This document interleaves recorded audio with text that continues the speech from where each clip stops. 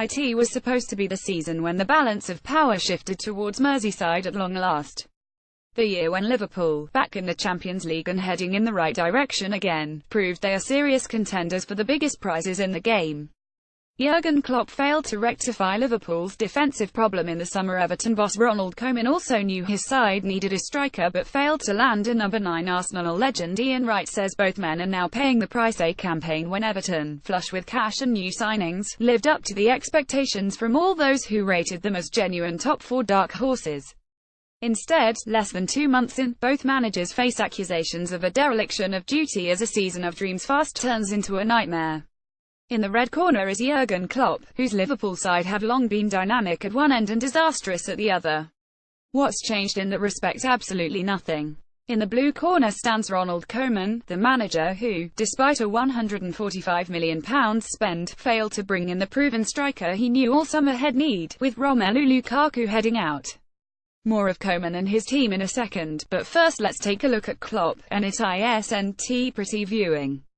I know Liverpool can be as entertaining as it gets when they are flooding forward, with their breakneck attacks and wonderful finishes from Philippe Coutinho, Sadio Mane and the rest. Ex-England star Wright was speaking exclusively to Sunsport. Everton have scored just 4 goals in the Premier League this season, their joint second worst return after 7 games. However, in other seasons when the Toffees have struggled early on, they have gone on to finish well. They hit just 6 after 7 games in 2011 and finished 7th. Liverpool have conceded a whopping 94 goals in 75 Premier League games since Jurgen Klopp took charge on October 8, 2015. But defensively they continue to make such laughable mistakes, it's as though no one ever thinks, hang on a minute, what happens if this breaks down and they come at us? Klopp says he could write a book on defending in 2 hours, and maybe he could. But doing it in theory is a world away from doing it in practice, and Liverpool certainly aren't. Jurgen Klopp's side have suffered one defensive mishap after another. Andy Robertson could solve Liverpool's left-back problem, but has hardly played. Ronald Koeman will be facing the axe at Everton unless he can transform their form. I'm no defensive coach, but even I can see the mistakes. At Newcastle on Sunday the centre-halves were so far apart, with only one man to mark, and John Joe Shelvey had acres of space. That's what they have to be working on in training, things like one centre-back taking the man and the other dropping to the side or in behind. It's simple, defensive logic. Liverpool have also had huge problems at left-back, but in Andy Robertson they have a man who can do the job, yet he has hardly played.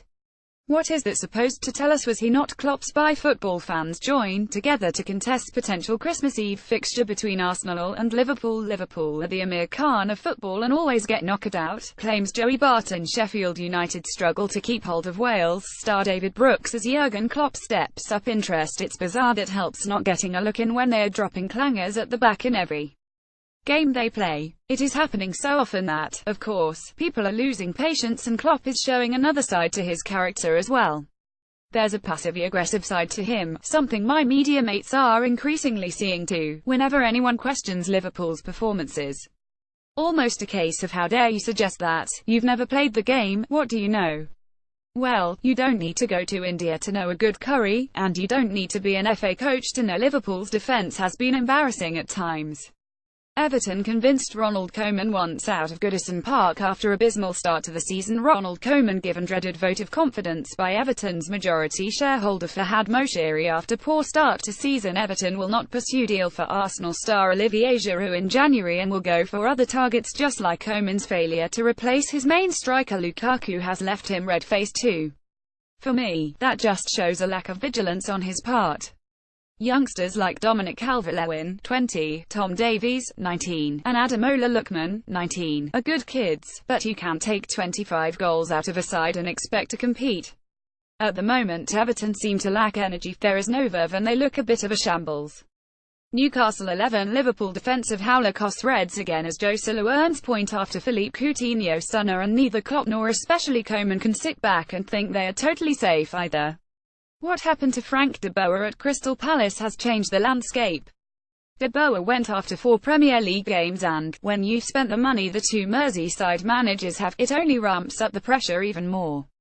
Everton 0-1 Burnley. Ronald Koeman under more pressure as Jeff Hendrick's strike inflicts damaging defeat. Of course there is still plenty of time for it to change. We're only in the first week of October for heaven's sake, so it's not as though the season is beyond redemption.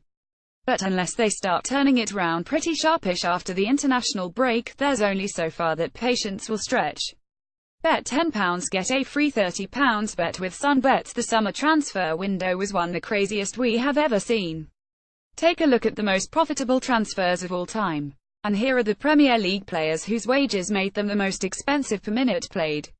Watch the best showboats from September's Premier League action. Some of the best Premier League goals for the month for September.